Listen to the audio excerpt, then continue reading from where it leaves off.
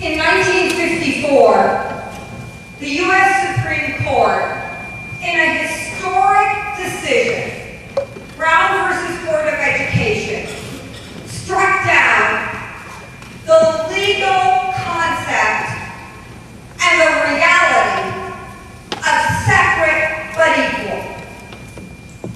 In making the decision to outlaw Jim Crow segregation, the court held that so long as there was segregation, there could never be equality.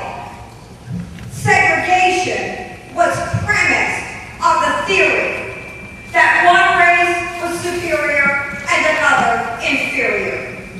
And the byproducts of segregation in the South and in the North had institutionalized racism and had set up a system in which opportunity in this society was determined by the color of your skin.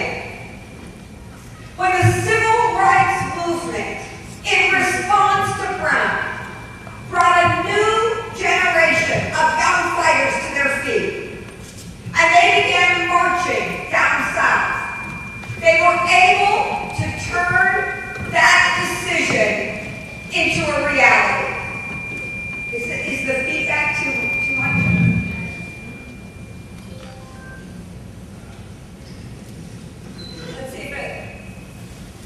Let's see if it'll work better down here. Yeah.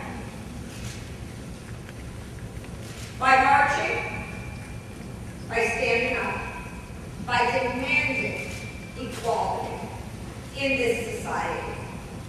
Those young fighters inspired a whole generation of black and white to stand together and fight.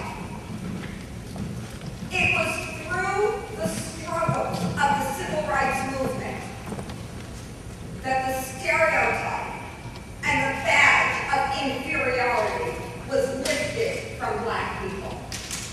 It was our fight for equality, our demand to the just fruits of this society that changed our conditions. When the civil rights movement came to the North, and there was the passage of the 1964 Civil Rights Act, there were white segregationists who argued that if you passed anti-discrimination measures in this nation to stop the practices of segregation and institutional racism, that there would be black people that would benefit and white people who would face discrimination.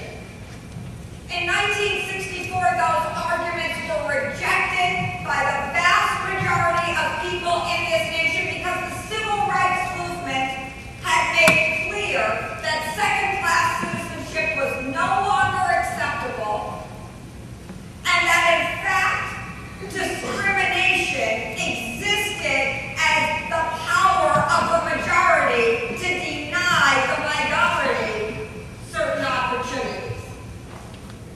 In 1965, if you had come to UC Berkeley, you would have seen next to no minority students here. If you had gone to Bolt Hall Law School, you would have seen one black student, no Latinos, no Asian Americans, no Native American students, 8% women. It was a white job trust.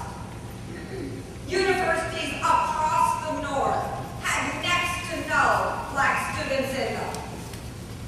When John Hope Franklin testified for the students in the University of Michigan case, he said racism and segregation was always improvisational. It took different forms in different places, and it was justified in different ways. Well, in the North, northern universities like this said there were criteria for admissions, and they were objective. But in fact, they were discriminatory criteria for admissions, and they discriminated against Black and Latino and Native American and Asian American students, and they stopped us in any significant numbers from attending these universities. The criteria discriminated against women, and they